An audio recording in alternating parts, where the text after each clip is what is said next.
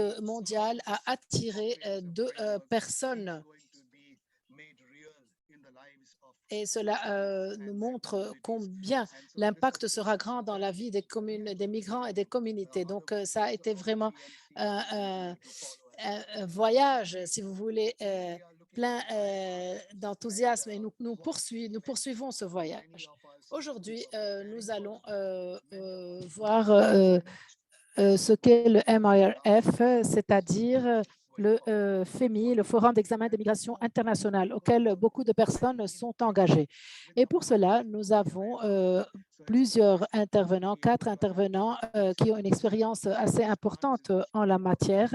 Et nous avons donc le plaisir d'accueillir ces 4 intervenants. Nous avons tout d'abord Fernando de la Mora, qui est qui vient du Mexique, qui travaille aux Nations Unies, qui est le coordinateur pour les affaires économiques, sociales, des droits de l'homme et des affaires humanitaires à la mission permanente des Nations Unies à Mexico. Et il a joué un rôle très important dans le pacte global, dans les négociations qui ont permis d'aboutir au pacte mondial, excusez-moi, mais aussi il a fait partie de plusieurs dialogues de très haut niveau. Donc, c'est un vétéran des négociations en matière de migration sur le plan international. Nous sommes fiers de l'avoir avec nous. Et puis, nous avons Madame Elena Olea Rodriguez, qui est directeur associé de programme à Alianzas Americas. Elle est avocate spécialisée dans le domaine des droits de l'homme. Elle a travaillé aussi dans plusieurs agences intergouvernementales. Elle pratique sa profession en Colombie et elle travaille sur la migration, les droits de l'homme, les réfugiés et les genres. Elle a joué un rôle très important dans la société civile mondiale. Elle est parmi les personnes qui savent lever la voix sur le plan mondial et nous sommes très heureux de l'avoir avec nous. C'est un honneur pour nous qu'elle soit là. Elle a participé à tout le processus de préparation pour le Forum d'examen des migrations internationales. Puis, nous avons M. Jonathan Prentice, directeur de secrétariat Réseau des Nations unies pour la migration. Il a travaillé à Bagdad, à Jakarta, à Genève, à New York, dans plusieurs pays. Il a une expérience, jouit d'une expérience importante dans les Nations unies. Il a travaillé comme directeur de politique et depuis jusqu'en 2016, en 2017, 2018, il a été président du secrétariat Réseau des Nations unies pour la migration et depuis 2020, il s'occupe de ce secrétariat encore plus et joue un rôle très important dans l'application du pacte mondial. Et puis, nous avons Madame Elana Wong, militante des jeunes, pour les jeunes. Elle est le co-point focal mondial pour la plateforme pour les enfants et pour la migration des enfants et des jeunes. C'est un secteur qui gagne en importance. Et moi, je me sens de plus en plus frustrée par la manière dont le monde évolue, non seulement en matière de migration, mais dans beaucoup d'autres domaines.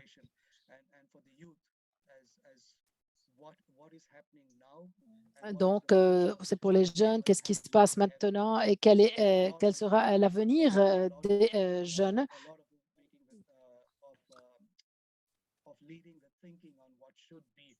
Elena a aussi été en tête de file de toutes les recherches sur les jeunes, sur ce qui se passe actuellement avec l'évolution du monde, l'impact sur eux. Elle a organisé des tables rondes avec l'UNICEF et l'UNESCO durant le troisième forum de migration des jeunes. Et donc, Elena est aussi présente à Edinburgh et c'est une migrante qui est basée en Europe. Nous sommes tous très fiers d'elle. Donc, Voilà les 4 personnes. Nous avons envoyé des invitations au Bangladesh et enfin, d'autres personnes pour faciliter, mais ils n'ont pas pu être présents pour des raisons qui dépassent leur volonté. Nous n'avons donc pas voulu ajourner cette réunion et nous l'avons lancée. Je vous remercie à tous. Je remercie les ressources personnes qui sont là pour nous aider. Je donne la parole à Fernando. Je vais commencer avec vous, monsieur Fernando. Pourquoi je commence avec vous? Parce que je sens que vous vous sentez comme le papa du FEMI, le Forum d'examen des migrations internationales. Vous avez négocié pendant longtemps pour pouvoir réaliser quelque chose sur le plan mondial. Et vous avez joué un rôle important pour arriver à ce pacte mondial. Et je suis sûre que vous êtes très enthousiaste de voir comment les choses évoluent. Donc, je dirais vraiment que c'est le sentiment d'un papa ou d'un parent. Et si nous voyons le FEMI et ce qu'il a réalisé, où en êtes-vous? C'est-à-dire, comment cela a évolué? Est-ce que ça a évolué selon vos attentes? Est-ce que les choses sont en train se réaliser selon vos attentes? Donc, voilà ma question. Qu'est-ce que vous ressentez face à tout ça? Un grand merci, William. Bonjour, bon après-midi et bonsoir à tous. Je suis très heureux de voir autant de personnes familières. Si je me sens comme un papa, c'est que chacun de nous est aussi responsable de cet enfant, de la tutelle de cet enfant, parce que ça a été un effort collectif. Le FEMI est stratégiquement important et nous en attendons beaucoup parce que c'est une occasion de revoir le pacte mondial. Oui, nous sommes tous d'accord sur moi, mais c'est ce pourquoi mon pays a lutté pour des années, à savoir un lieu aux Nations Unies, dédié aux Nations Unies pour discuter la migration dans les agendas officiels, la migration sous tous ses aspects par plusieurs acteurs. Donc, l'objectif du FEMI, c'est d'être le centre de gravité des discussions relatives à la migration. Et je pense qu'il est important de dire que le FEMI est allé au-delà de toutes les attentes, dans le sens où il n'a pas donné une image rose d'une réalité qui n'est pas du tout rose. Au contraire, il a mis en lumière les défis réels en matière de migration, des défis qui se sont accrus en raison de la pandémie, mais aussi qui a mis en exergue les progrès qui ont été faits. Donc, les Nations Unies n'étaient pas dans la meilleure position en sortant de cette lutte contre le COVID, en se débattant pour trouver une solution à la Russie et à l'Ukraine. Donc, la meilleure, si vous voulez, plateforme pour accélérer l'application d'un instrument en matière de migration, c'était ça. Et nous avons pu adopter cette déclaration ministérielle et réaliser ce FEMI si important. Nous ne pouvons pas le comprendre sans la participation de la société civile. Vous avez mentionné 16 sessions, 60 sessions, 50 000 personnes, tous les représentants de la société civile de partout dans le monde qui ont présenté les données, les preuves, et qui se sont engagés directement avec les co-facilitateurs et la délégation. Et c'est la raison pour laquelle nous avons vraiment enregistré ce succès. Et ça a été très satisfaisant de voir toute la société et les gouvernements lutter ensemble. C'est pour cela qu'on l'appelle le défi des migrants. Euh, il est basé sur les gens et sur les droits de l'homme. Ce sont deux concepts différents et nous avons pu les refléter tous les deux dans la déclaration. Donc, je pense que maintenant, nous avons beaucoup de défis qui se dressent à nous. C'était seulement le premier FEMI et maintenant, nous nous sommes engagés à accélérer les choses. C'est pour cela que nous allons grandement dépendre du réseau pour obtenir les conseils et les résultats plus robustes, sans toutefois oublier qu'au centre de nos efforts doivent demeurer les migrants eux-mêmes. Je vais m'arrêter ici, William. Merci, merci beaucoup pour les mots que vous nous avez dit, c'est-à-dire que le FEMI est devenu le centre de gravité du pacte mondial pour la migration et que les États se sont engagés à accélérer son application. Merci beaucoup pour votre présentation. Je vais donner la parole à Jonathan maintenant. Ça n'a pas été du tout facile, en fait. La pandémie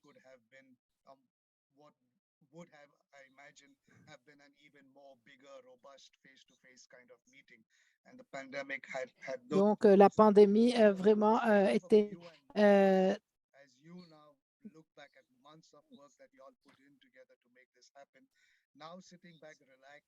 et maintenant, je vous demande, si vous jetez un regard sur tout cet historique, quelles sont les réalisations que nous avons faites et qu'est-ce que nous devons faire pour accélérer les choses? Merci, William. Merci de m'avoir invité ici. C'est toujours un plaisir que de travailler avec vous et avec vos collègues.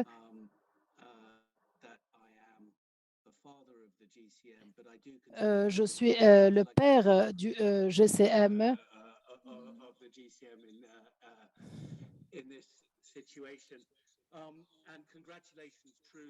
Félicitations à cet environnement parce que vous travaillez dans un environnement très difficile et que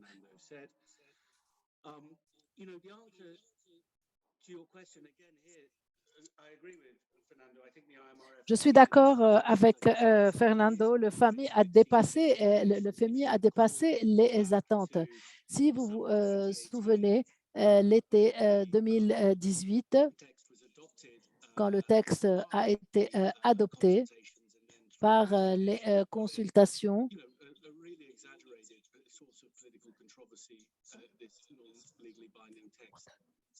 nous avons donc adopté ce texte.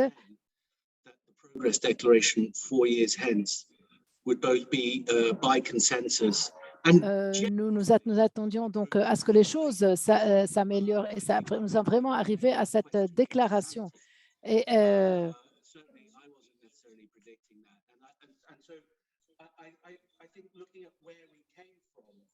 nous avons commencé. Si nous voyons par là où nous avons commencé, c'est important de le savoir.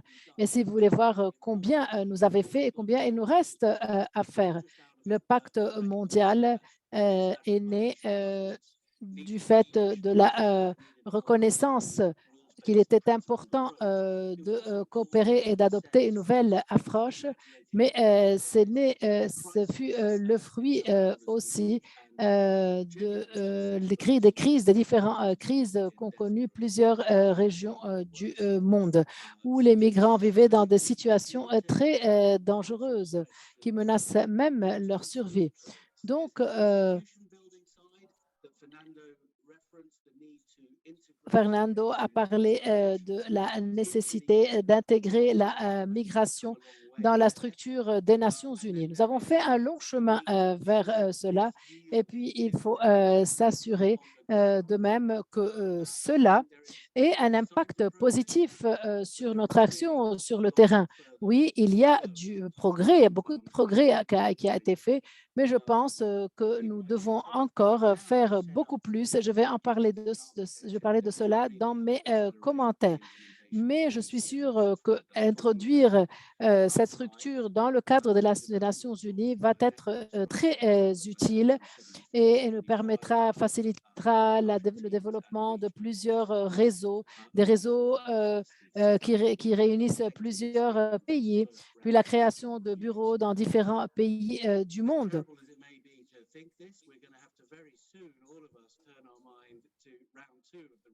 Nous allons devoir de toute façon, durant le round de tout, apprendre quelles sont les leçons que nous avons apprises du FEMI et comment peut-on rendre les choses encore plus importantes dans un objectif collectif. Nous avons aussi une déclaration qui contient un langage très important, en particulier le lien entre le changement climatique et la migration, parce que le changement climatique est une des causes de la migration. Donc, il est nécessaire de tirer les leçons de la pandémie et il est nécessaire de même de pouvoir améliorer l'accès aux routes migratoires normales, conventionnelles. Il est important d'insister sur le respect des droits de l'homme dans ce domaine. Cela est important.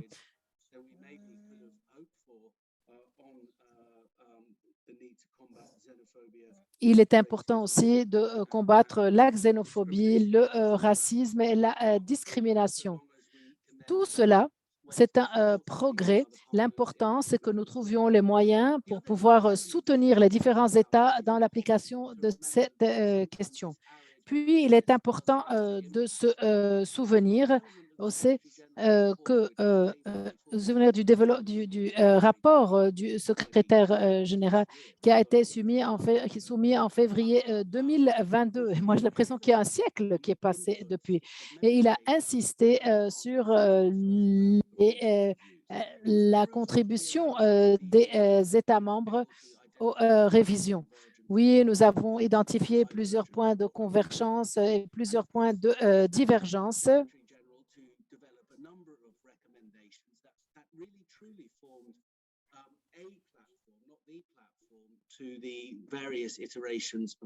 Et tout cela,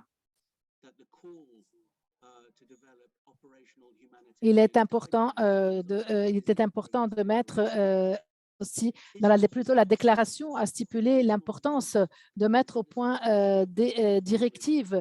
Le secrétaire général a joué son rôle, a attiré l'attention des pays membres sur cette question. Et tout le monde a répondu à son appel. La question était de savoir comment nous pouvons parvenir à une compréhension commune et partagée afin de pouvoir appliquer le pacte mondial. Et maintenant, il y a un mandat dans la déclaration, un document de consensus qui appelle au lancement de cette discussion. Donc, je pense qu'il y a beaucoup de possibilités ou de marge, une grande marge pour chacun de nous pour avancer. Il est donc nécessaire d'adopter les mesures nécessaires. Je vais m'arrêter ici et peut-être je parlerai durant le prochain round. Merci, Jonathan. Merci pour avoir été aussi clair sur cette question, pour nous avoir fait un petit historique sur la manière dont cela a été créé, la déclaration, le rapport du secrétaire général. Comme je le sais, la société civile et beaucoup d'autres acteurs sont très préoccupés, sont très anxieux par cette approche de redevabilité. Et donc, votre réponse m'a beaucoup plu, à savoir qu'il y aura des indicateurs, etc., pour évaluer les progrès. Dans le document,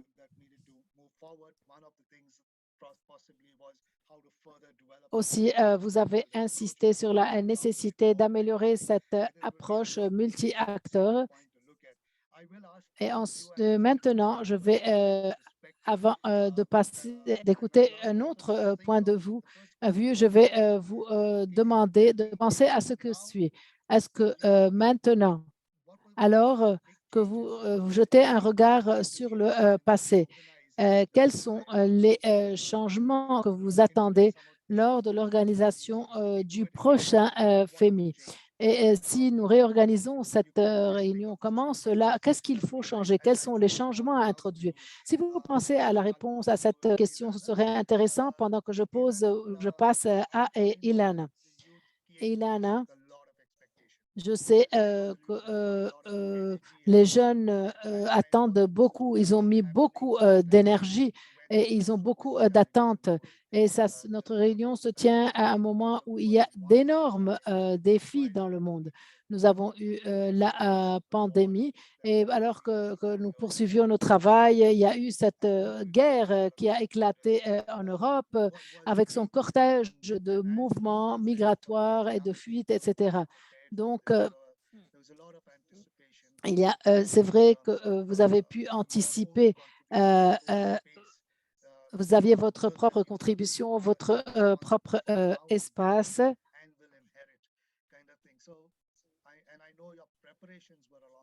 Et je sais que vous avez tout bien préparé. Donc, j'ai lu votre déclaration, la déclaration que vous avez faite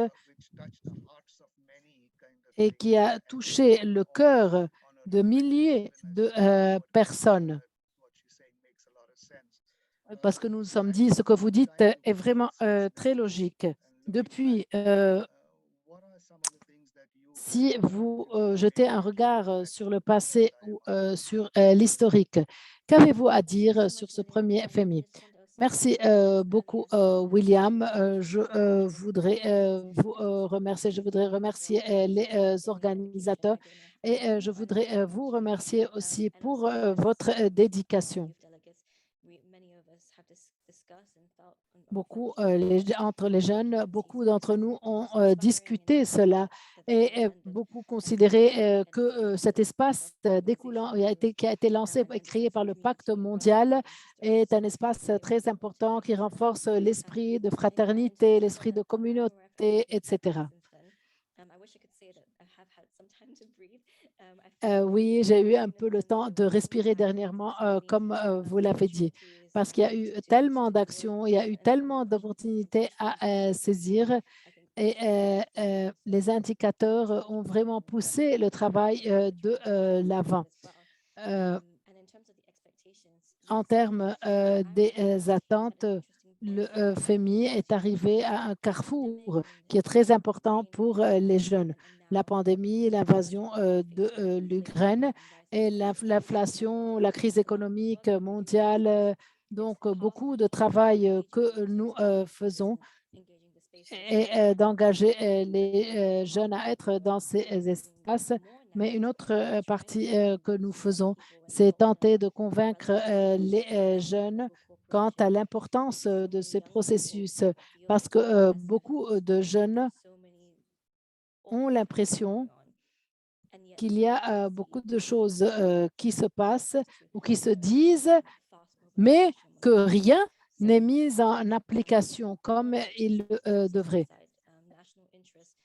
Il y a beaucoup de choses mises à l'écart. On donne la priorité aux intérêts nationaux, par exemple, aux dépens des vies. Donc, beaucoup de jeunes se sont engagés dans ce processus et beaucoup de personnes étaient déjà engagées et avaient porté de très grands espoirs sur le pacte mondial pour les migrations. Donc, nous espérons et nous attendons vraiment qu'il y ait encore avec impatience qu'il y ait plus de discussions et nous espérons qu'il y aura des gouvernements qui joueront le rôle de chef de file en matière de migration et donneront un exemple pour les autres. Nous avons besoin de pays qui agissent comme tels.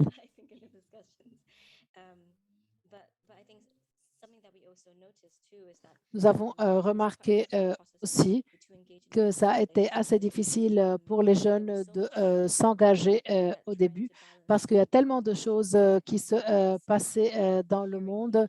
Et ils tentaient de créer, on a tenté de créer un équilibre.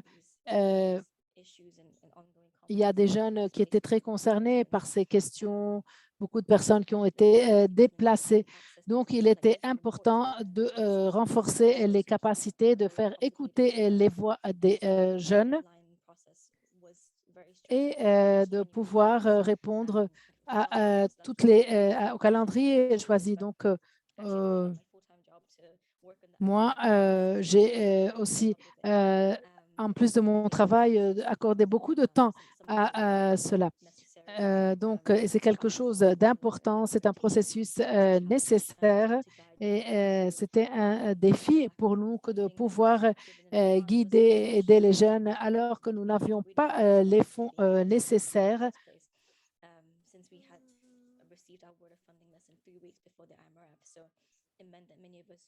Donc, nous avons beaucoup de jeunes n'ont pas pu avoir les visas à temps, n'ont pas pu participer. Mais ce qui était bien, c'est qu'il y a eu une solidarité très grande et ça a été un succès pour tous. Nous espérons que les leçons tirées de ce FEMI seront prises en considération. Par exemple,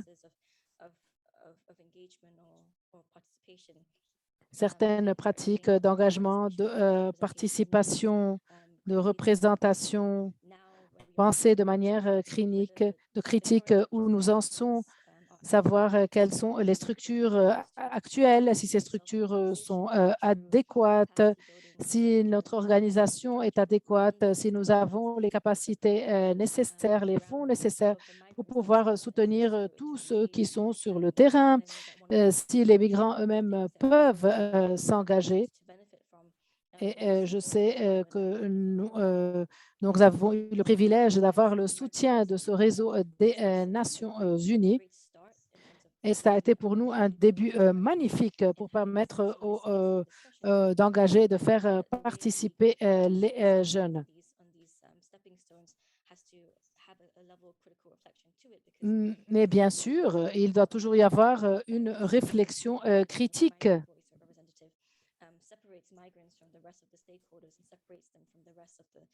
Donc,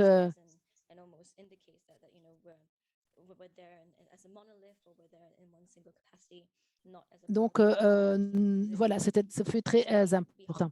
Donc, nous espérons pouvoir faire encore plus de progrès. Nous espérons que les réflexions se poursuivront et nous sommes très enthousiastes. Nous sommes très heureux de ce réseau encouragé par les Nations Unies. Nous devons garder cet enthousiasme. Nous devons nous assurer que l'engagement se poursuit. Et je vais m'arrêter ici. Merci. Vous avez dit beaucoup de choses pour quelqu'un qui n'a pas eu le temps de méditer et de réfléchir, mais j'aime vraiment la manière dont on a commencé. C'est un appel à l'action. Et je vois que lorsque l'on voit ce qui se passe dans le monde en ce qui concerne la mobilité et en ce qui concerne les autres questions et les autres problèmes en lien avec la mobilité, on a véritablement besoin d'adopter une approche orientée vers l'action. Il va falloir qu'on s'éloigne rapidement de la théorie pour qu'on se rapproche davantage de l'action. Il devient de plus en plus urgent pour nous même de devenir optimiste et de s'attacher à cet espoir. Merci, merci. Et merci également d'avoir parlé des difficultés d'organiser quelque chose à un niveau multipartite. Je pense que nous ne réalisons pas cela complètement. La question qui se pose est la suivante. Comment est-ce que nous allons faire ceci? Surtout pour les jeunes qui espère que quelques-unes des techniques, quelques-uns des procédés pourraient être mis à jour, pourraient s'améliorer en termes d'organisation. Aujourd'hui, nous avons de nombreuses compétences et comment pouvoir utiliser ces compétences? Pourquoi est-ce qu'on ne rendrait pas ce processus multipartite plus efficace? Parce que je pense que les jeunes veulent y contribuer. Il s'agit en fait de l'intérêt que portent les jeunes à ce genre de processus. Comment impliquer les jeunes sans pour autant rendre le processus très compliqué et très stressant? Je suis désolée que vous ayez eu à quitter votre travail pendant 6 mois pour vous consacrer à ce processus au forum, mais c'est un sacrifice que nous consentons de temps en temps et c'est de cette manière que nous arrivons à aller de l'avant. Je vous remercie pour cela. Oui, c'est vrai, c'est un processus difficile et on aimerait également poursuivre la réflexion. Comme Jonathan vient de le dire, il y aura des processus régionaux dans 2 ans, mais vous savez, 2 ans, c'est très proche. Peut-être qu'on aimerait réunir des idées à cet égard. J'aimerais maintenant passer à Elena. Elena a beaucoup participé au People's Migration Challenge et vous avez examiné cela dans le cadre de votre propre travail et dans le cadre du People's Migration Challenge. Mais que se passe-t-il réellement sur le terrain, Elena? Encore une fois, il y a ce sentiment d'urgence.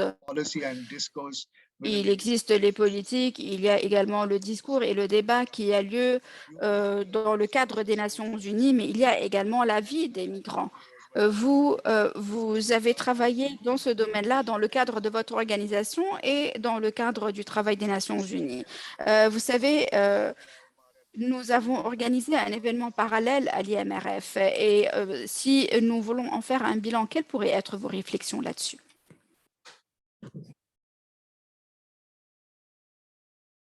Helena, somebody needs to unmute. Joe, I think you need to unmute. Elena, on a besoin, je pense que quelqu'un a besoin d'activer le microphone d'Elena. Joanna? Thank you. Thank you Merci. very much. Merci beaucoup. I am going to speak in Spanish. Je vais parler en espagnol It's one of the key points that I would like to parce make. que So, je pense que c'est un point que j'aimerais faire aujourd'hui, en fait, et permettez-moi de passer à la langue espagnole. if you need interpretation, remember to go Si to vous the avez chat besoin box. d'interprétation, n'oubliez pas de cliquer sur la planète. Gracias, William, por esta oportunidad. Merci. Eh, Merci, William. quisiera, Je vous remercie de cette opportunité, William. desde Alianza Américas le hemos apostado a esta J'aimerais vous dire qu'à Alianzas Américas, nous avons véritablement parié pour ce processus por el impacto parce que que tiene en la vida de las notre travail est mesuré par l'impact concret que cela laisse sur la vie des personnes migrantes. Cela dit, le pacte mondial des migrations ainsi que l'IMRF sont abordés par nous, mais en se posant la question suivante, comment est-ce que cela pourrait nous aider? y queremos ver en el terreno. L'IMRF ou le FEMI en français pourrait être un facteur catalyseur pour les migrants sur le terrain. Donc, il est très important de réfléchir à ces deux processus et à leur utilité. Comment est-ce que cet événement parallèle du forum d'examen des migrations internationales a eu je me souviens de Fernando, de Jonathan qui avaient participé à cet événement parallèle et à ce processus, mais il était vraiment intéressant de pouvoir engager un dialogue. You have to click on the globe down there and there you can change. Pour obtenir l'interprétation en anglais, il va falloir cliquer sur le globe terrestre et puis après choisir la langue English. Donc, je pense qu'il est important de réfléchir à ces efforts, les efforts que nous sommes en train de créer, de déployer pour qu'il y ait un dialogue, pour qu'il y ait un échange d'expertise, pour qu'il y ait également un échange de points de vue entre les différents acteurs qui travaillent dans différents domaines pour la mise en œuvre du pacte mondial. Et je pense que c'est là que réside le défi. Les plus gros obstacles résident à ce niveau-là. Il va falloir qu'on se pose la question suivante. Comment est-ce que le pacte mondial a été utile et comment est-ce que ce pacte mondial a eu un impact même sur les pratiques qui ont été considérées comme étant de bonnes pratiques dans le cadre des examens régionaux et dans le cadre également des différentes consultations en amont de l'IMRF. Et comment est-ce que ce processus a-t-il pu se décliner en différentes mesures critiques et comment est-ce que l'on pourrions également évaluer de manière critique ce qui se passe sur le terrain. Voilà la conversation qui a eu lieu et c'est une conversation qui est très importante. Il y a eu des participants qui étaient gouvernementaux et qui étaient non gouvernementaux. Et j'aimerais bien sûr parler des administrations locales et des gouvernements locaux qui ont joué un rôle important en matière de politique migratoire.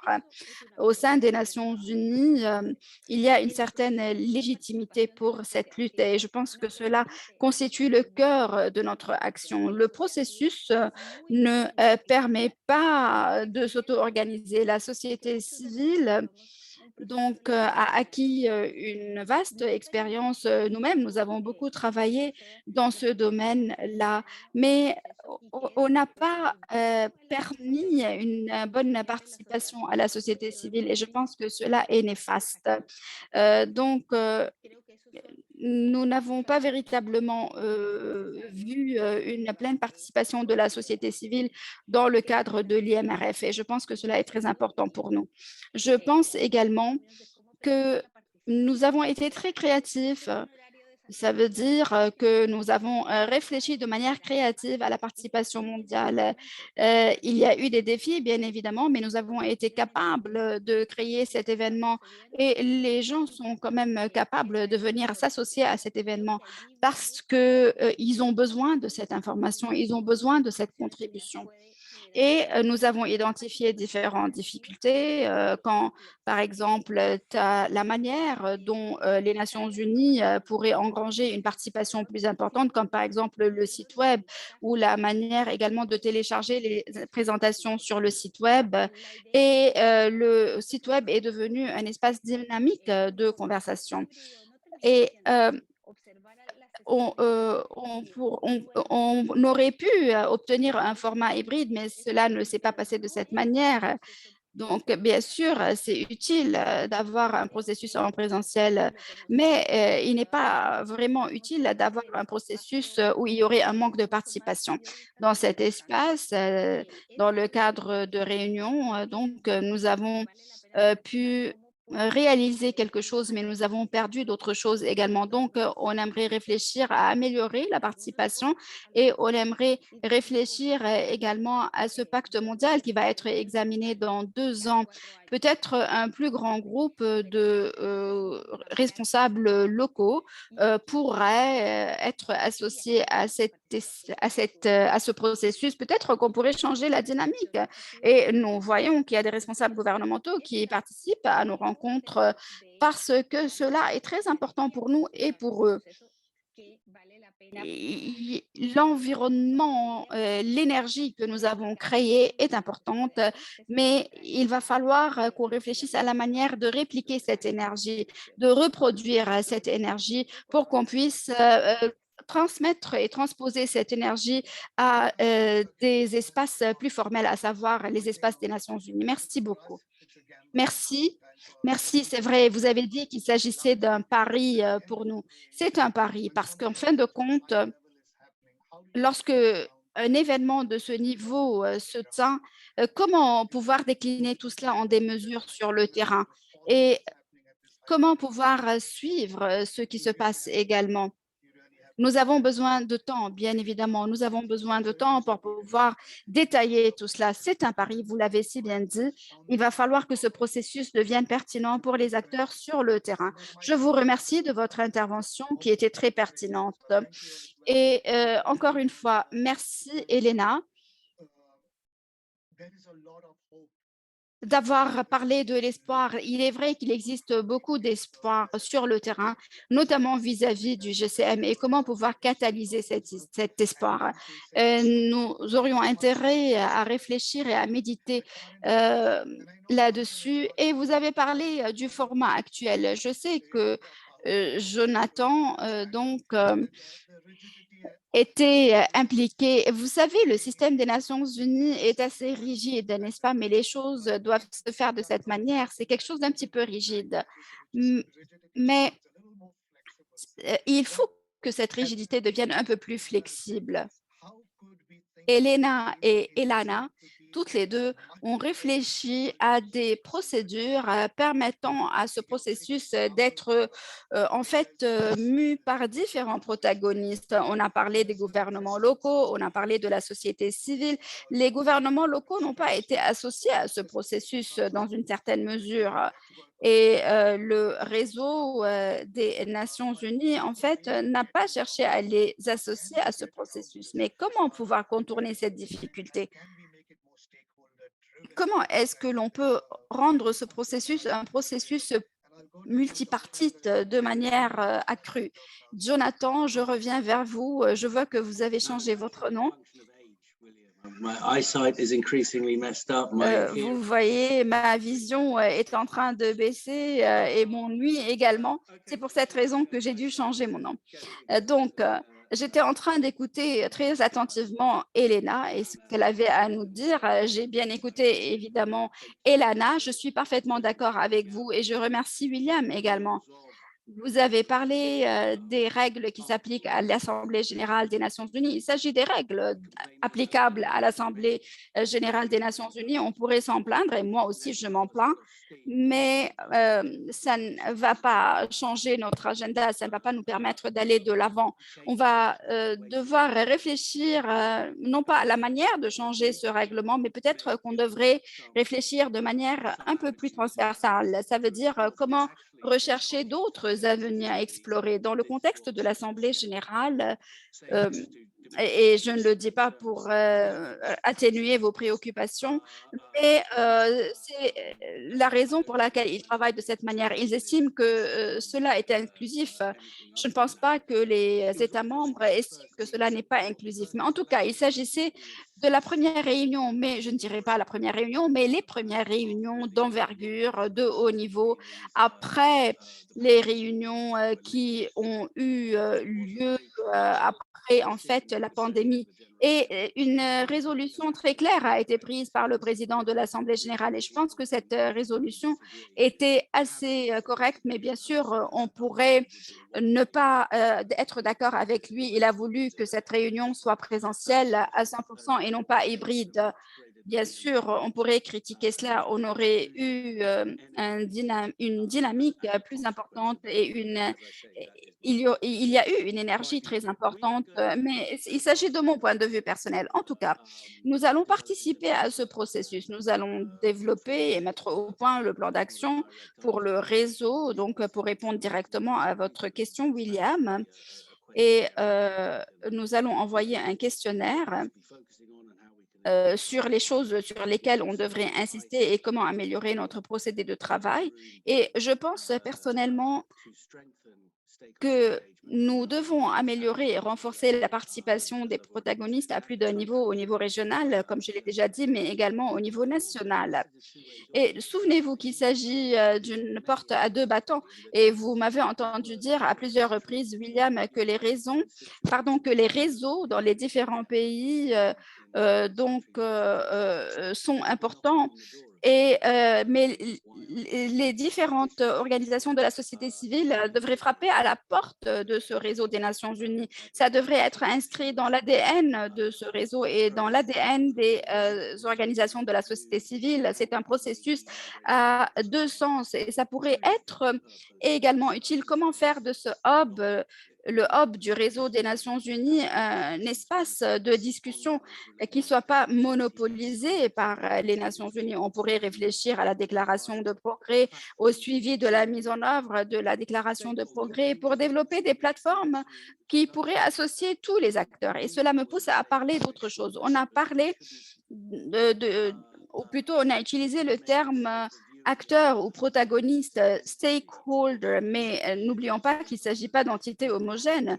Vous pouvez regarder la liste. Il s'agit en fait d'entités ayant des intérêts radicalement différents. Et on est en train de fournir des espaces et des plateformes pour tous ces secteurs, pour qu'ils puissent se réunir. Il s'agit en fait d'une question que je vous pose et moi, je vous invite en fait à me donner votre feedback et votre retour d'information. Elena a raison. Les autorités locales ont été sacrifiés et c'est un véritable problème. Il ne s'agit pas de protagonistes, il ne s'agit pas d'acteurs dans le cadre du Pacte mondial des migrations et il ne s'agit pas non plus de protagonistes ou de partis ou d'entités gouvernementales qui puissent participer à l'Assemblée générale ou qui puissent faire partie des délégations gouvernementales pour trouver des solutions dans le cadre des travaux des Nations unies. Donc, il existe des délégations gouvernementales qui ont comporté des autorités locales, mais il est très important de réfléchir aux principes directeurs de la formation des délégations gouvernementales. Mais est-ce qu'il y a un espace qui permet d'appliquer certaines catégories d'acteurs, par exemple, qui trouvent du mal ou qui ont du mal à participer à la mise en œuvre du Pacte mondial des migrations? Vous savez, la liste est longue. Et enfin, on a parlé des champions, n'est-ce pas? Un nombre de champions dans le cadre de l'IMRF ont accepté de jouer un rôle important en matière de sensibilisation. Et est-ce que les pays champions ou les champions individuels pourraient-ils promouvoir les principes directeurs de l'ensemble de la société à un niveau régional ou même à un niveau national? Qu'en est-il des examens régionaux de manière générale? Donc, voilà, on pourrait réfléchir à tout cela. Je vous ai posé des questions essentiellement, mais moi, je me pose les mêmes questions. Et j'espère qu'on pourrait aller de l'avant en essayant de répondre à ces questions. Le réseau est l'un de nos engagements qui nous permet d'approfondir l'implication et l'engagement des différents protagonistes. Merci encore une fois. Oui, c'est vrai, il existe un réseau assez vaste qui a participé au People's Migration Challenge, la société civile, les autorités locales, etc. Notre dialogue était très intéressant. Jonathan, comment pouvoir construire cette approche multipartite? On pourrait atteindre certains groupes, mais il existe des groupes qui n'ont peut-être pas les ressources ou les capacités de participer. Et il y a d'autres groupes qui veulent participer à ce processus parce que ça pourrait faire une différence sur le terrain. Il s'agit de mouvements auto-organisés, des organisations de la société civile, des universitaires, des membres d'organisations religieuses, etc. Donc, il est très important de pouvoir identifier ces groupes, commencer à travailler auprès de ces groupes, les atteindre, en atteindre d'autres. Ça pourrait être une bonne voie. Je sais que, par exemple, que le Action Committee a joué un rôle très important, ainsi que le comité de la société civile. Le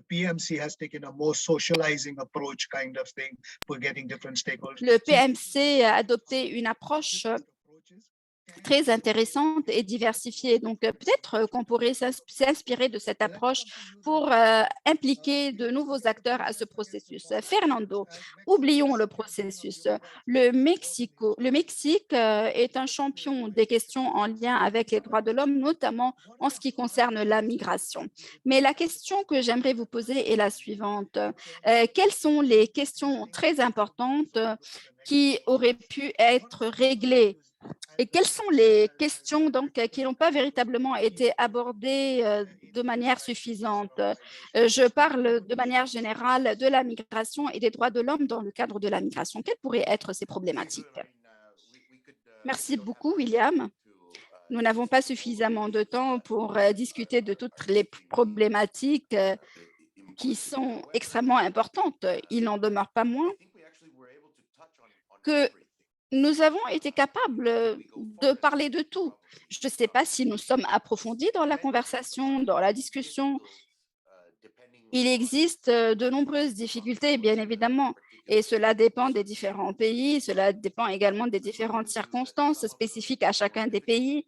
Mais les conversations les plus difficiles ont porté sur la détention des enfants et la détention dans le cadre de l'immigration. Je pense que nous n'avons pas beaucoup parlé de l'externalisation des ordres. Je pense que cela va devenir une grande problématique à l'avenir et nous avons besoin d'engager une conversation à cet égard. Je ne pense pas que nous ayons été capables de dire de manière très explicite ou plutôt de lancer une conversation au sujet de la détention pour empêcher la migration irrégulière. Il y a eu des points de vue très divergents à ce niveau-là, notamment en ce qui concerne cette pratique. Et un autre défi, une autre difficulté est en lien avec les migrants qui sont disparus ou les migrants en situation de transit et qui sont très vulnérables. Il semble que les activités s'arrêtent à chaque fois que nous avons des négociations. Nous parlons beaucoup de sauver la vie des migrants, mais nous ne prenons pas tellement de mesures concrètes sur le terrain, au niveau mondial, au niveau international. Nous avons besoin d'engagements systématiques de la part de la communauté internationale concernant cette problématique spécifique. Nous savons que les tendances en matière de mobilité vont augmenter, notamment lors des prochaines années.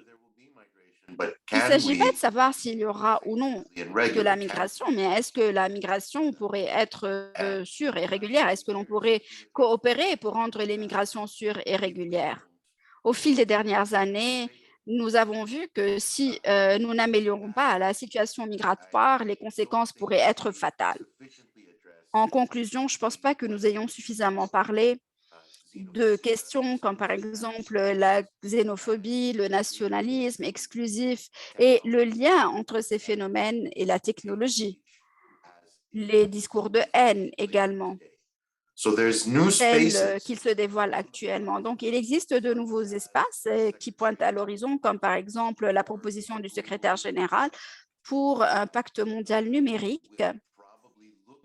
Et c'est une proposition qui va examiner la mésinformation et les droits de l'homme en ligne, hors ligne, ainsi que les discours de haine.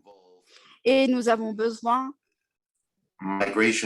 d'associer à ce processus la dimension de la diaspora et la dimension migratoire, parce que nous ne pouvons pas oublier Christchurch, nous ne pouvons pas oublier El Paso, nous ne pouvons pas oublier Buffalo, nous ne pouvons pas oublier que les discours de haine engendrent des meurtres de haine et les migrants sont perçus comme les objets de ces discours et de ces crimes de haine. Nous avons besoin de déployer plus d'efforts en la matière. Et finalement, permettez-moi de revenir vers cette conversation concernant la rigidité.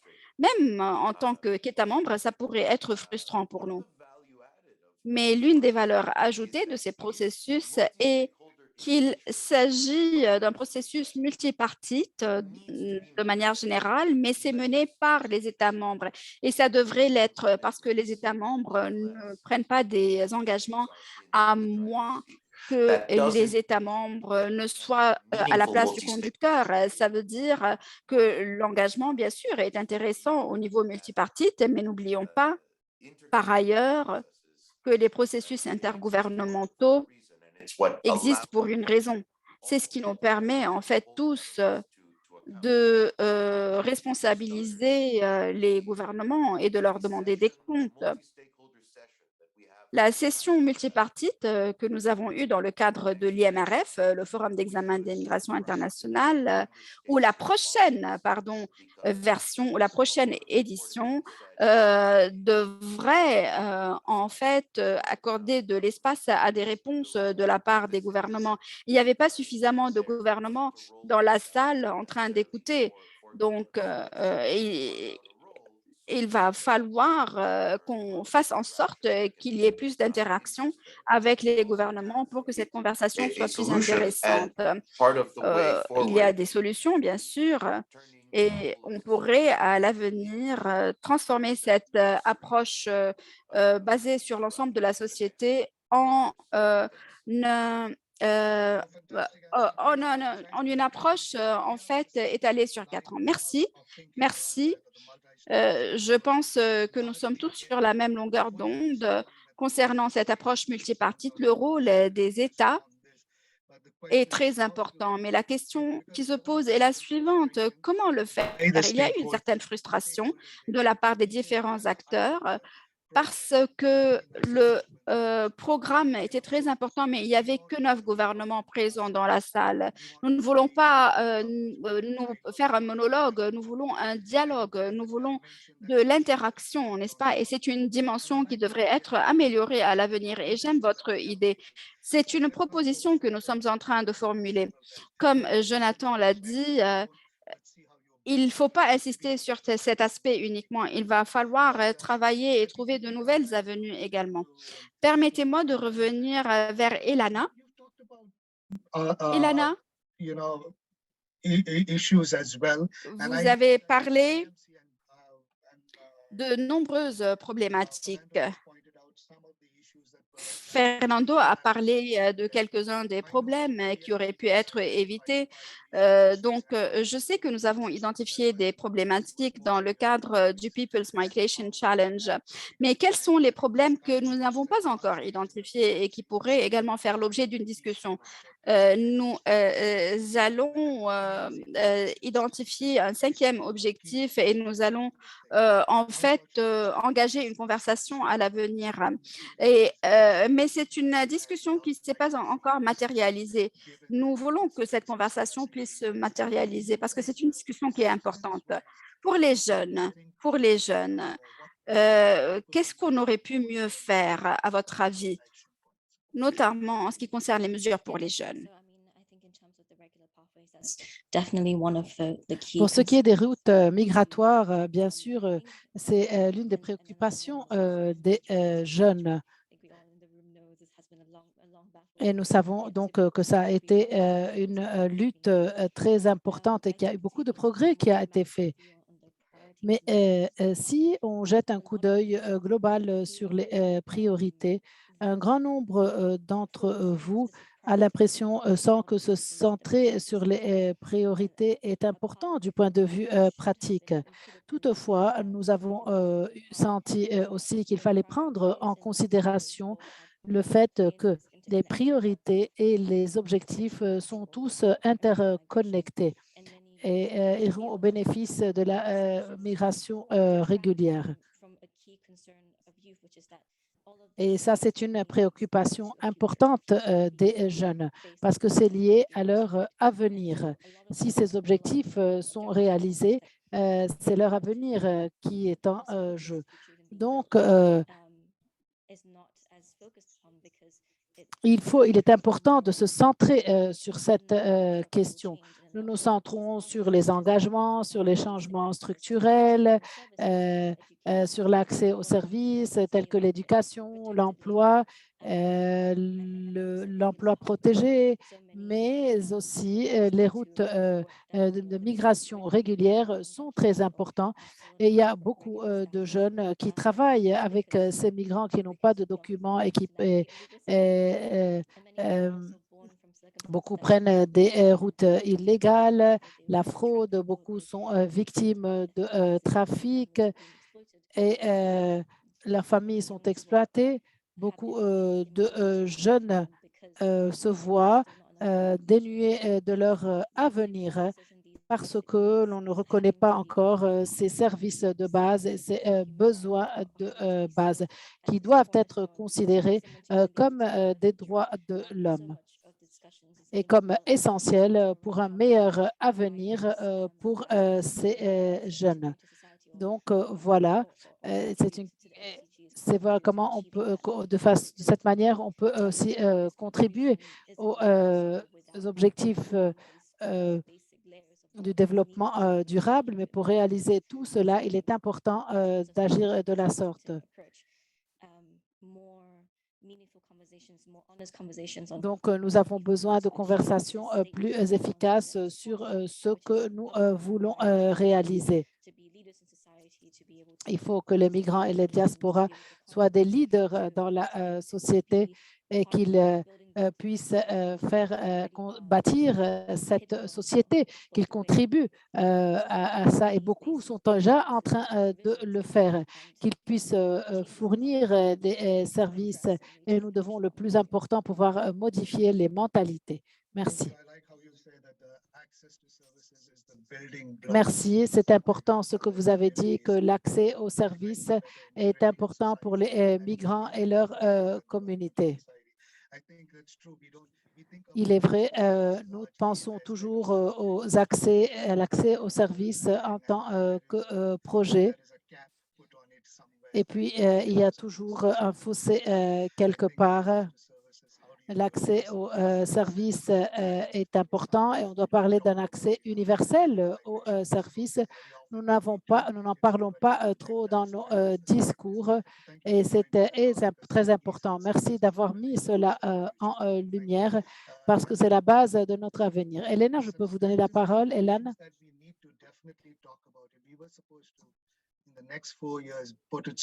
Durant les 4 prochaines années, les 4 dernières années, nous avons fait beaucoup de choses. Qu'est-ce qui manque? Mais qu'est-ce que nous pouvons améliorer encore? Donc, je vais continuer en espagnol, mais je pense qu'il y a des questions de justice qui n'ont pas encore été traitées de manière efficace, les RF au FEMI.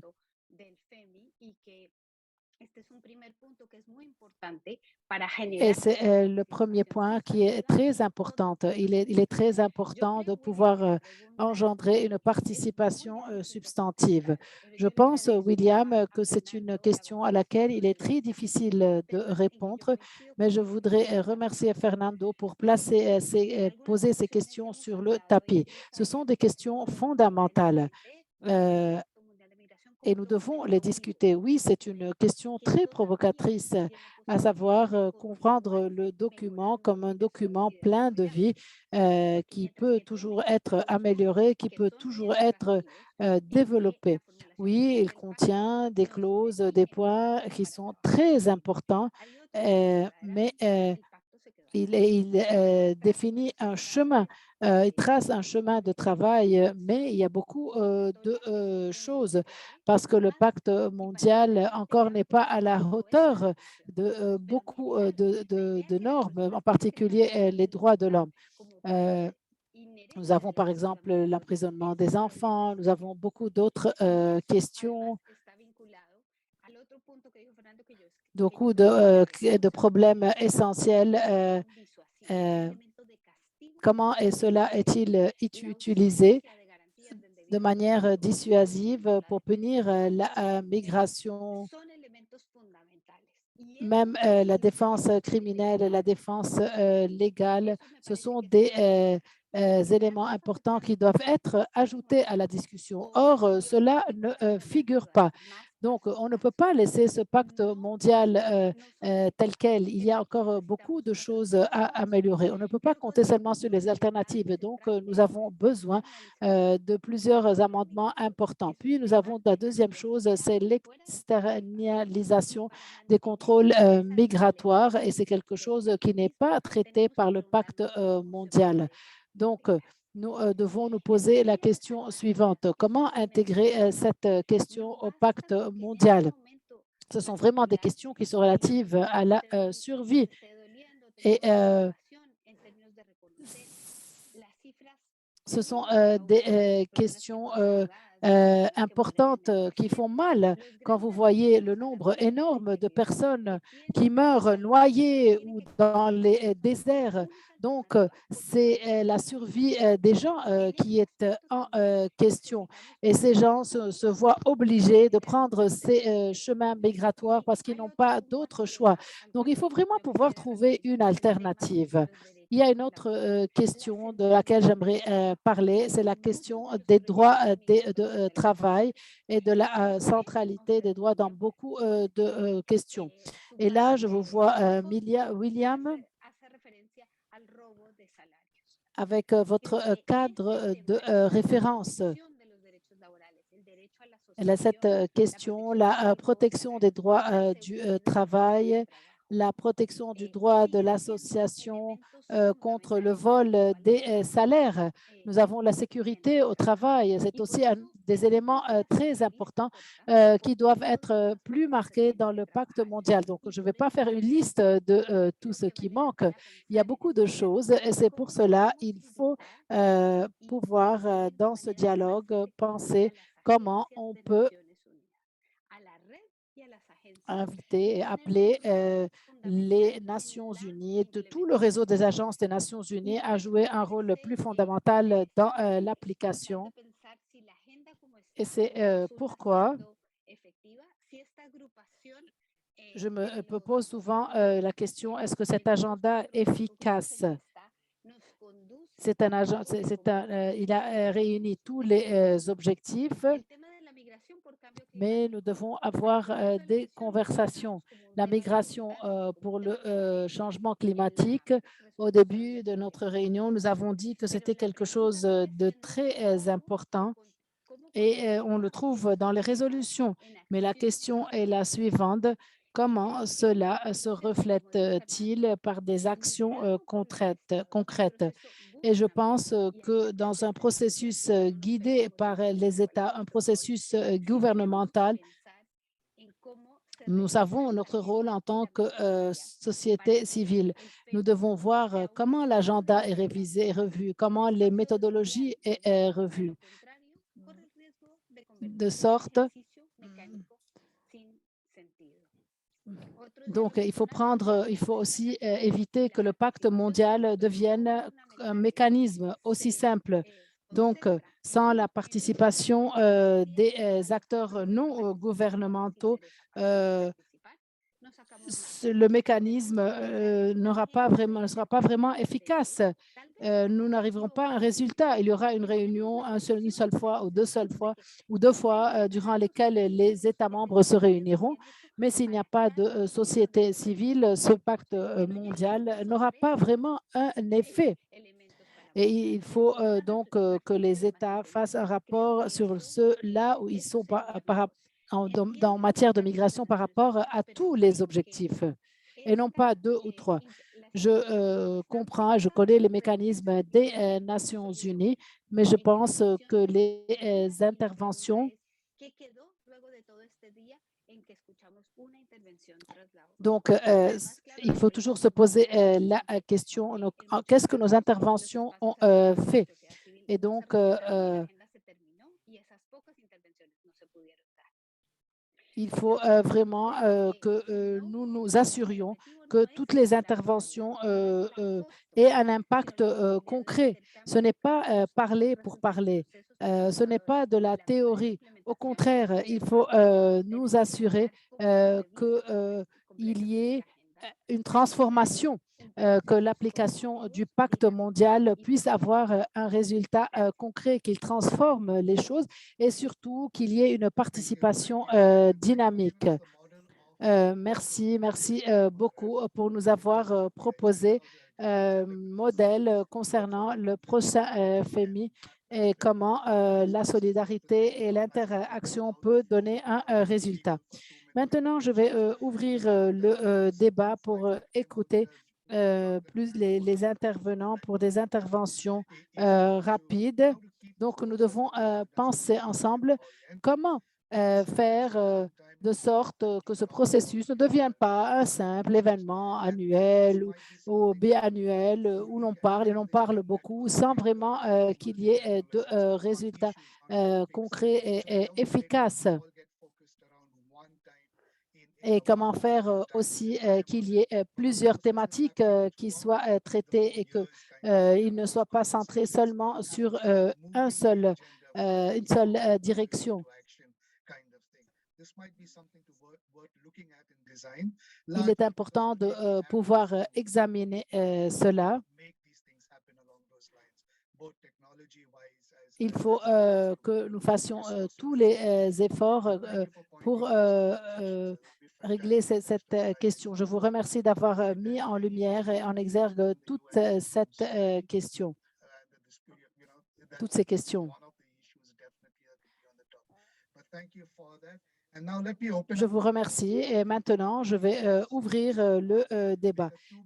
Si quelqu'un voudrait faire une intervention rapide, des questions, des commentaires, des réactions, je ne dirais pas des réactions violentes.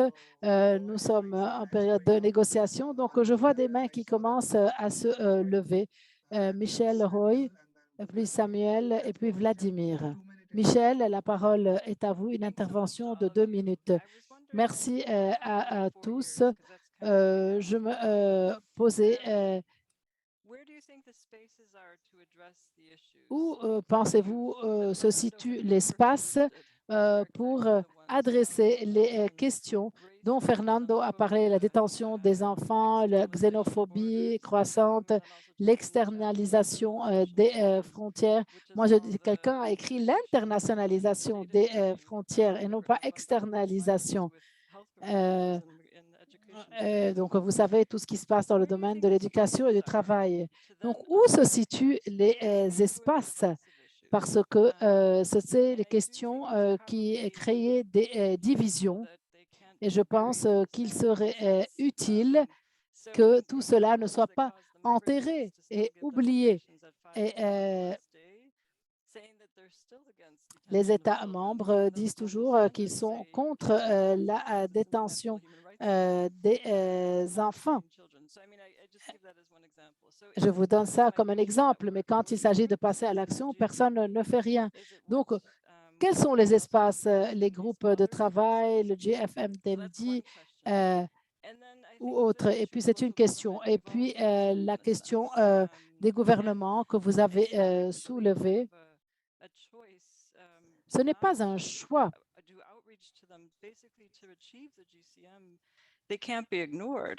Donc, pour réaliser le pacte mondial pour les migrations, ils ne peuvent pas, toutes ces questions ne peuvent pas être ignorées.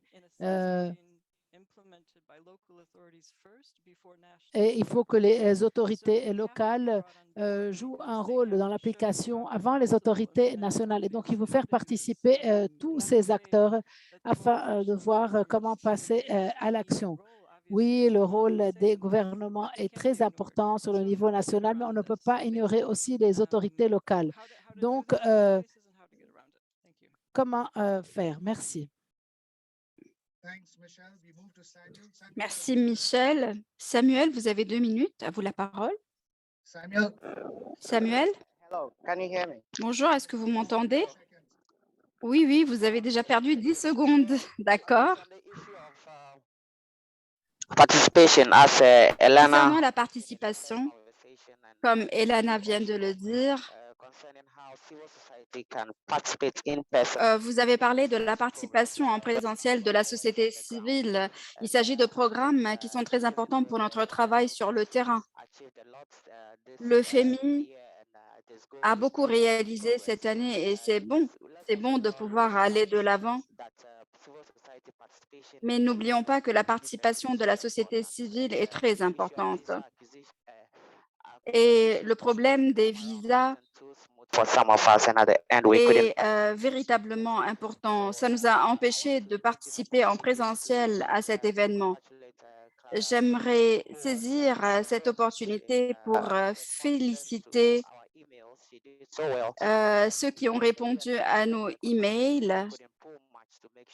Le réseau des Nations Unies pourrait améliorer ses procédures pour encourager notre participation. L'interprète s'excuse, mais la qualité du son est très mauvaise. You cannot say approval letter is enough in such Il cases. So va falloir améliorer la participation de la société civile. Il va falloir assurer cette participation. Des mesures concrètes devraient être prises à ce niveau-là. Merci Samuel. Vladimir?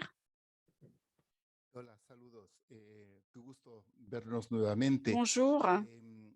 Me sumo a lo que ha dicho Samuel y también a los planteamientos que se Encore han une hecho fois, anteriormente sobre las j'aimerais joindre ma voix à celle de Samuel.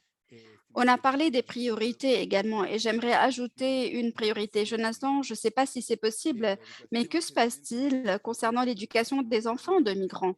L'éducation des enfants, en fait, n'est pas prioritaire.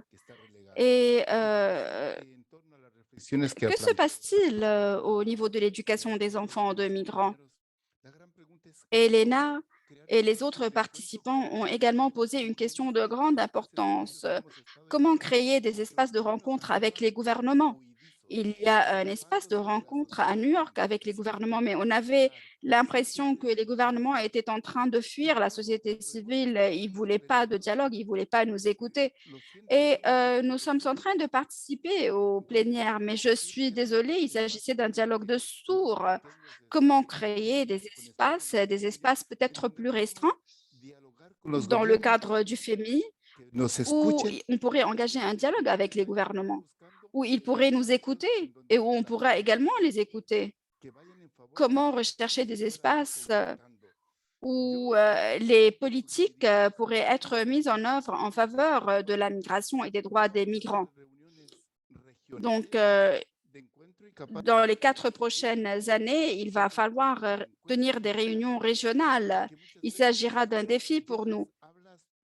Le FEMI est un espace de dialogue, un espace de rencontre, mais des fois, nous parlons pendant plusieurs minutes et personne ne nous écoute et cela ne se traduit pas en politique. Il n'y a pas de réponse. Il faut qu'au moins quelqu'un nous dise on vous a bien entendu et nous sommes préoccupés.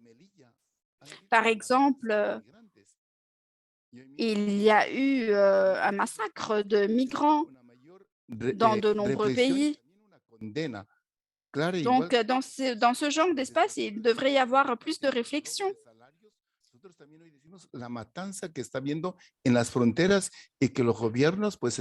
On devrait parler du vol des salaires. On a parlé également des assassinats qui sont commis sur les frontières et les gouvernements n'ont pas voulu réagir. Donc, comment créer un espace de dialogue où les gouvernements n'auraient pas peur de s'asseoir aux côtés de la société civile? Merci, Vladimir. Oui, c'est vrai, nous avons véritablement besoin d'un dialogue honnête pour opérer des transformations. Paddy? Go ahead, Patty. Yep, go ahead. Paddy, allez-y, vous avez la parole. Je suis désolée, j'espère que vous êtes capable de m'entendre. Bon après-midi tout le monde, je suis très heureuse de me retrouver parmi vous parce que je pense que ce travail est très important à plus d'un niveau et il était vraiment très intéressant de rencontrer de nombreuses personnes. C'était un espace très important pour la société civile. Le débat a été très intéressant. Mais comment est-ce que nous pouvons sortir cette discussion des corridors pour inscrire cette discussion au sein même de l'Assemblée plénière? Il est très important de tenir ce genre de réunion. La plupart des panélistes ont parlé du manque d'engagement de la part des gouvernements.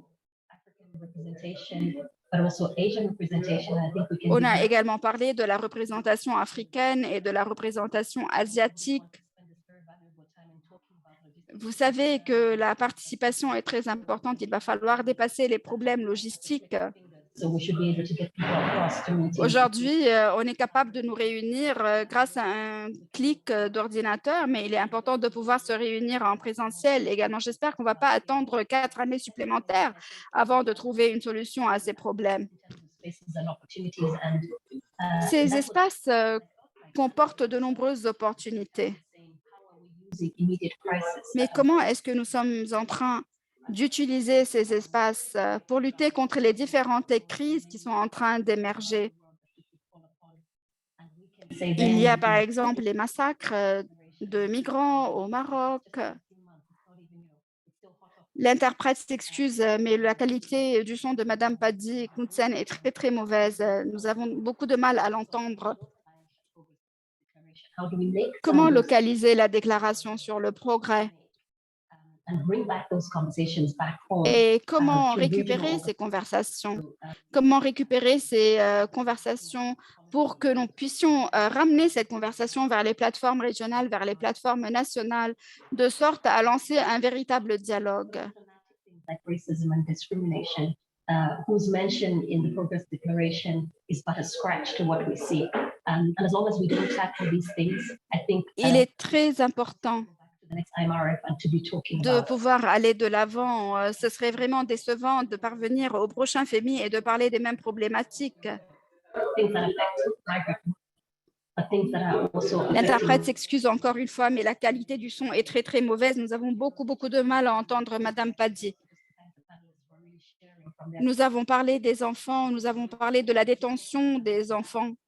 Et je pense également qu'il est important de réaliser la parité à l'avenir. Ce ne fut pas un succès en tant que tel, mais bien sûr, nous pourrions aller de l'avant, nous pourrions résoudre et surmonter les problèmes à l'avenir grâce aux conversations qu'on pourra engager ensemble. Merci. Merci, Padi. Merci, vous avez raison, on peut toujours faire mieux.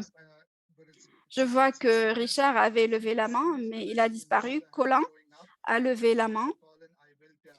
Après Colin, je vais revenir vers les différents participants, à savoir Jonathan, Elena, Elana. Colin, vous avez la parole. Mais bien sûr, je pourrais donner la parole à Richard s'il la demande, mais il n'est plus avec nous dans la salle. D'accord.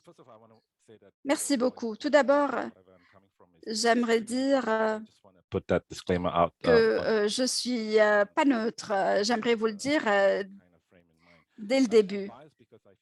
Je ne suis pas neutre parce que je pense que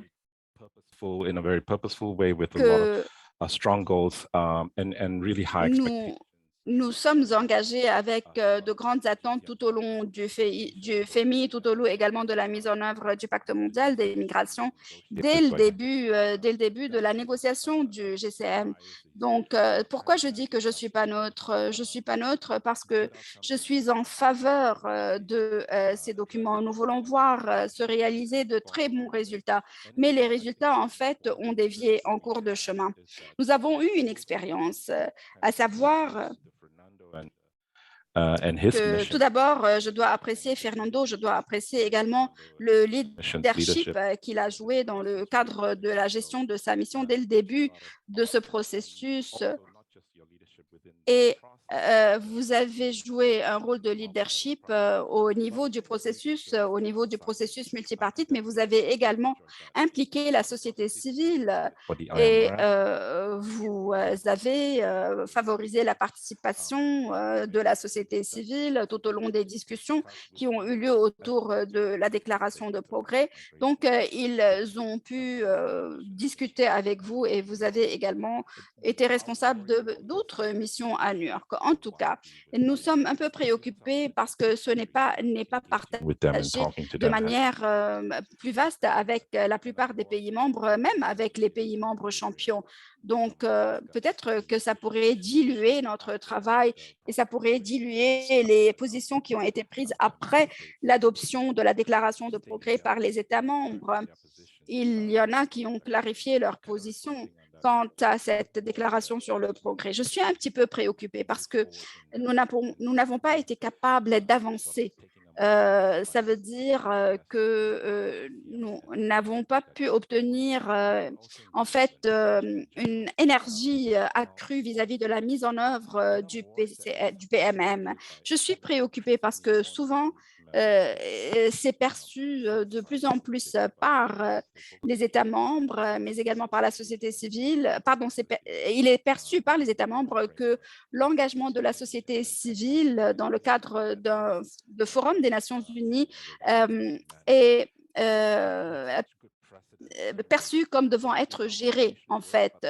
Et cela est perçu dans le cadre du processus concernant la migration, mais ce n'est pas vrai parce que la société civile, lorsqu'elle participe et assure des opportunités. Comme vous l'avez dit, cher représentant du Mexique, nous poussons l'agenda vers l'avant pour que cet agenda puisse être adopté de manière multipartite. C'est une stratégie qui a bien réussi. Il y a eu cette ouverture, mais je suis préoccupée de voir cette tendance qui émerge parmi de nombreux pays membres. Il y a comme un recul, il y a comme une régression de la part de nombreux protagonistes, de nombreux acteurs. Je ne sais pas si vous avez partagé ces préoccupations avec les États membres au sein des Nations Unies. Est-ce que vous l'avez fait, Jonathan?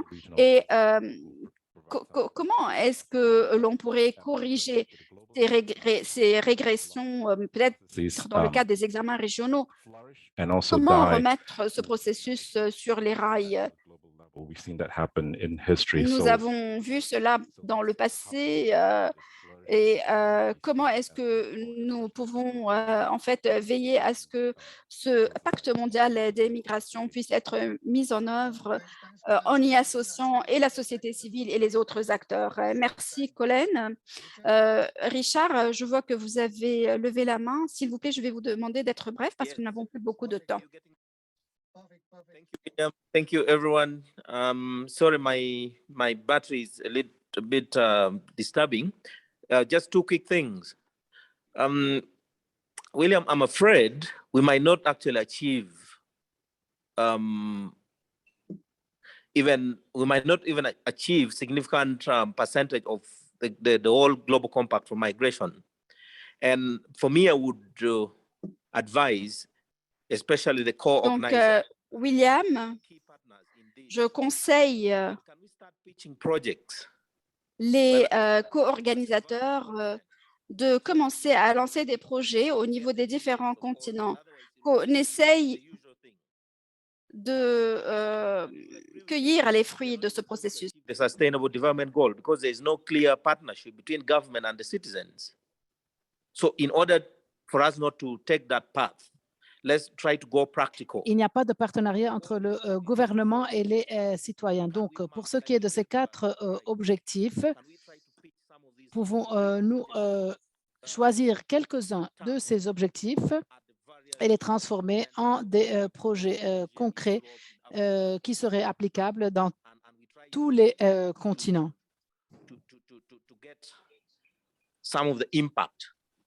Et donc, vraiment pouvoir avoir un impact quelque part. Et il y a quelque chose que je voudrais dire et auquel Elena a fait allusion, à savoir que le programme,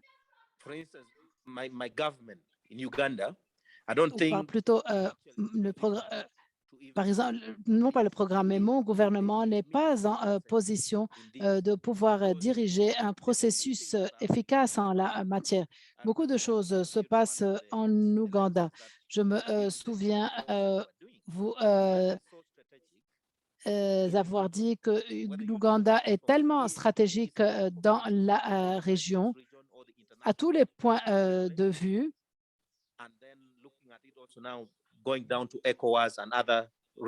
fait partie de plusieurs communautés régionales économiques, de l'Union africaine et autres. Et il est très difficile de pouvoir demander des comptes là-bas au gouvernement. Et tant que nous ne pouvons pas faire cela, nous ne ferons pas de progrès. Et même si vous envoyez une déclaration, il devrait envoyer une commission d'enquête. Vous savez qu'il y a 200 personnes qui ont été massacrées. Donc, tout ne doit pas s'arrêter à des déclarations. Les choses ne doivent pas se limiter à de simples déclarations qui soient publiées par l'Organisation de l'Union africaine. Mais il faut faire aussi quelque chose au niveau du Maroc, au niveau de l'Espagne, avec tout ce qui se passe. Merci, Richard. Let's move back now to Helena. Revenons à Elena, Elana et puis Jonathan. Je commence par Elena tout d'abord. Bueno, yo quiero agradecer muchas de las preguntas que han hecho aquí en el foro. Y yo creo que Il y a efectivamente beaucoup de questions qui ont été postées ici sur la chat box. Ma réponse est que les doutes et les questions sont relatives à ce qui suit. Comment pouvons-nous mieux s'organiser et comment pouvons-nous réaliser un progrès concret durant la prochaine période? Chacun de nous parle très personnellement. Chacun de vous parle à partir de sa propre expérience. Quelle a été pour eux la participation au FEMI? Quel était ce processus? Est-ce qu'ils veulent continuer leur chemin en étant rattachés à ce processus ou non? En conclusion, permettez-moi de dire que tout d'abord, c'est exceptionnel. Si c'est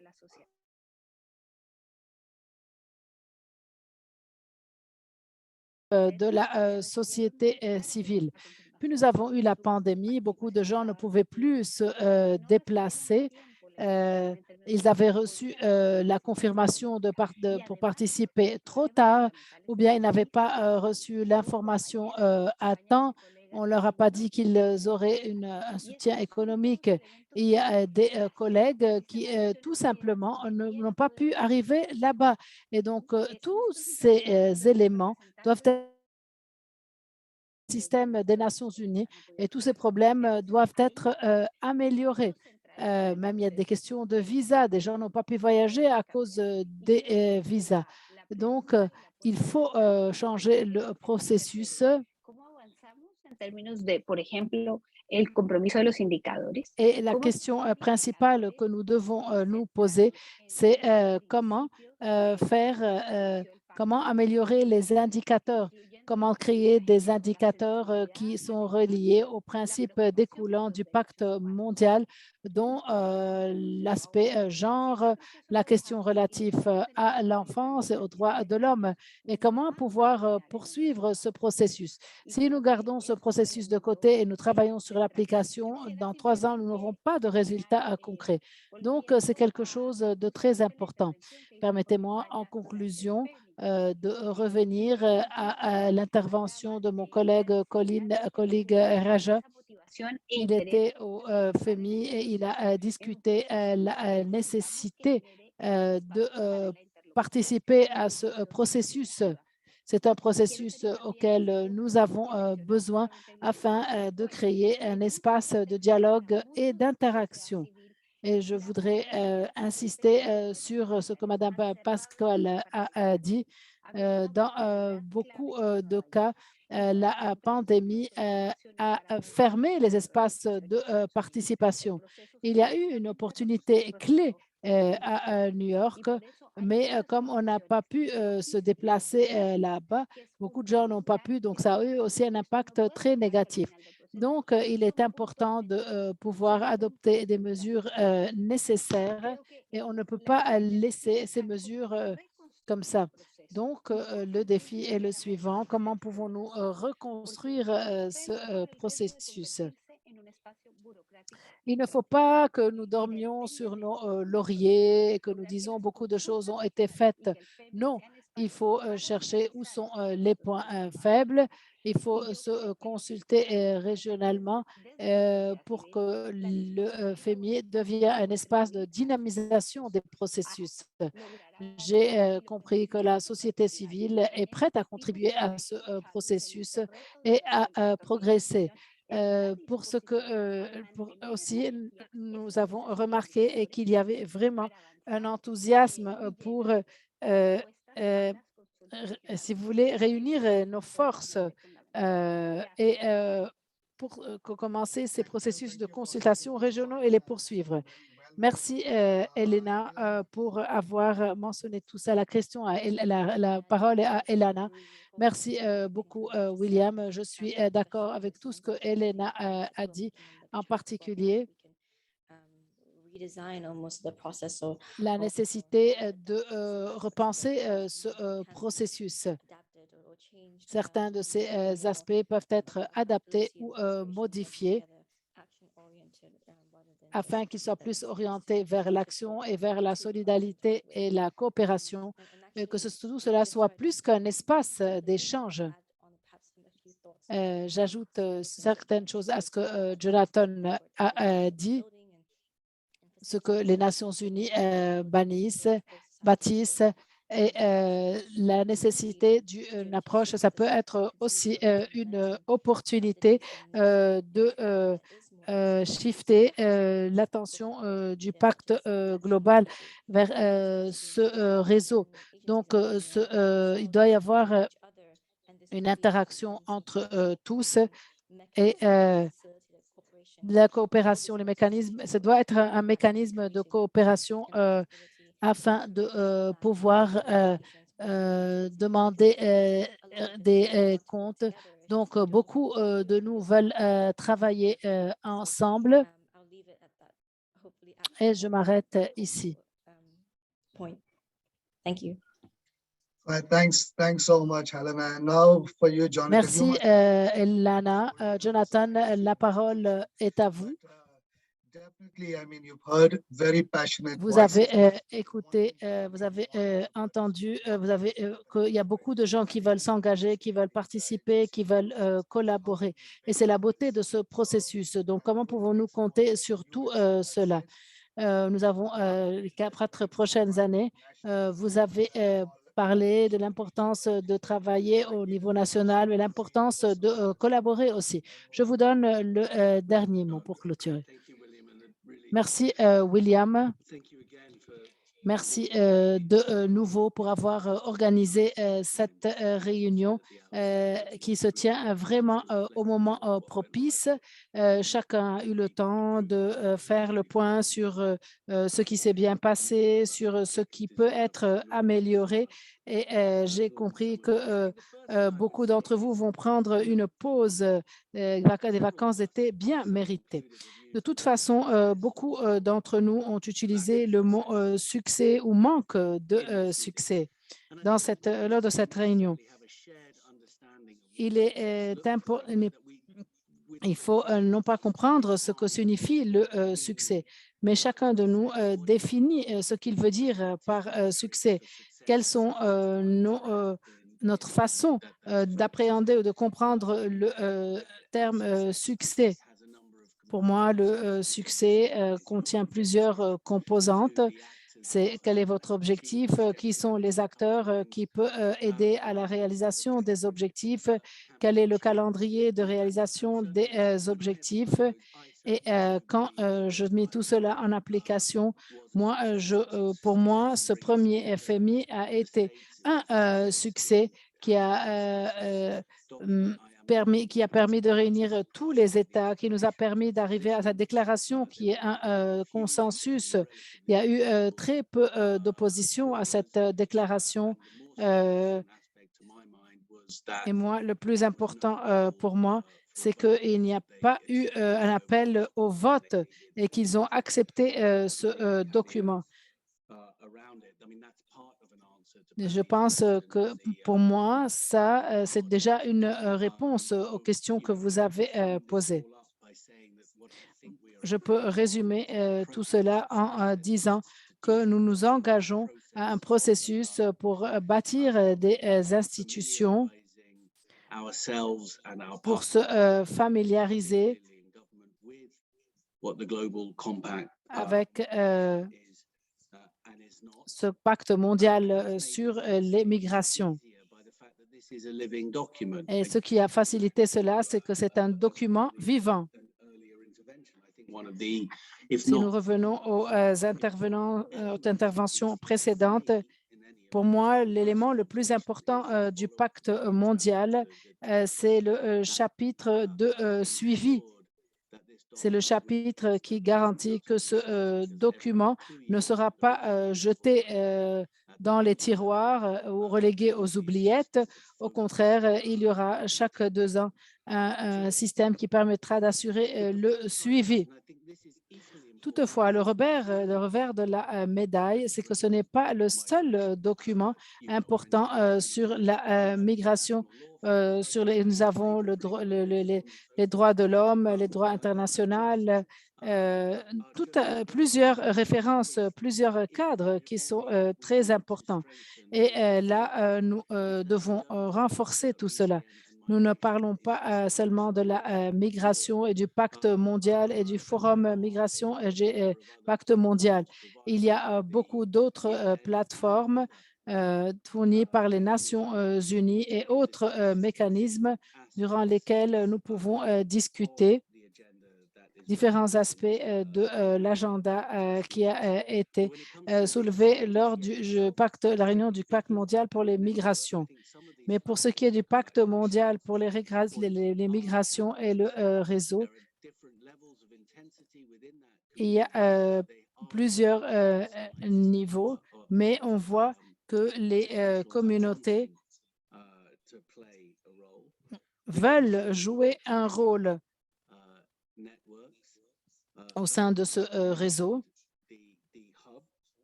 J'ai mentionné ce qu'on appelle le hub.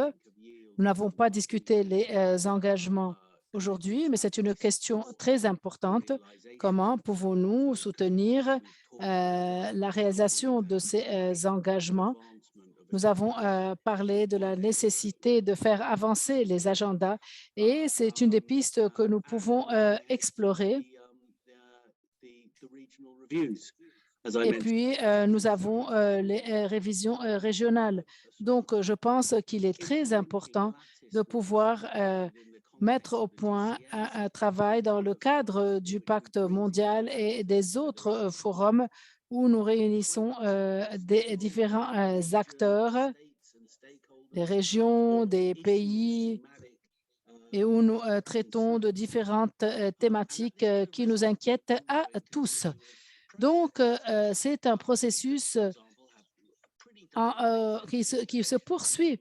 Nous pouvons aussi avoir des conversations sur les directives humanitaires et autres. Et alors, tout cela pourra atterrir à l'Assemblée générale dans 2 ans, mais nous saurons que quand ce sera soumis à l'Assemblée générale, tout le monde y a participé, tout le monde y a mis sa touche. Donc, c'est un processus qui se poursuit. C'est pour ça que moi, je suis très enthousiaste par rapport à ces opportunités. Oui, et bien sûr, les défis sont toujours là.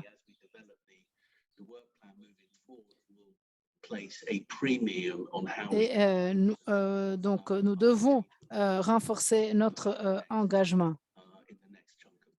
durant la prochaine étape. C'est la bonne piste à suivre. Merci.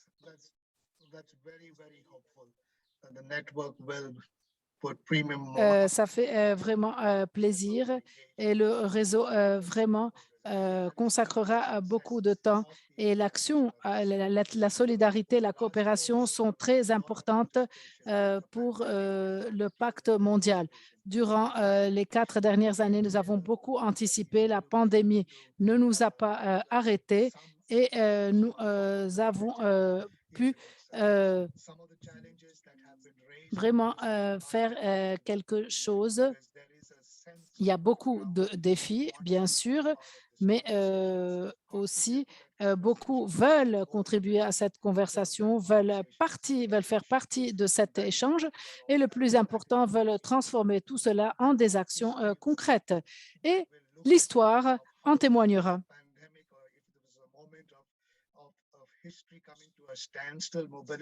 à savoir que si à un moment l'histoire s'est arrêtée, comme pendant la pandémie, notre action ne s'est pas arrêtée et nous avons adopté cet agenda qui nous a fait faire un grand bond en avant par la participation des Nations Unies et des pays membres.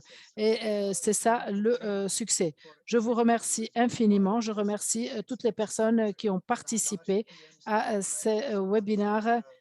Durant notre réunion précédente, nous avons appelé à nos organisations à s'engager, à aller de l'avant et nous allons poursuivre notre travail de l'avant. Jonathan, vous avez été fantastique. C'est la deuxième fois que vous êtes présent avec nous et nous sommes très heureux que vous nous accompagniez lors de tout ce processus. Ces conversations avec vous, ces échanges avec vous sont très importants. Ça nous donne une idée de là où nous en sommes, mais aussi nous pouvons de ce que nous allons faire dans l'avenir. Donc, je vous remercie. Je remercie tout le monde pour avoir participé à cette organisation. Je remercie Elena et Fernando qui a dû quitter pour une réunion urgente. Jonathan, merci. Elena et Lana. Et je vous remercie donc. À bientôt. Je vous souhaite une bonne fin de journée ou de soirée. Merci.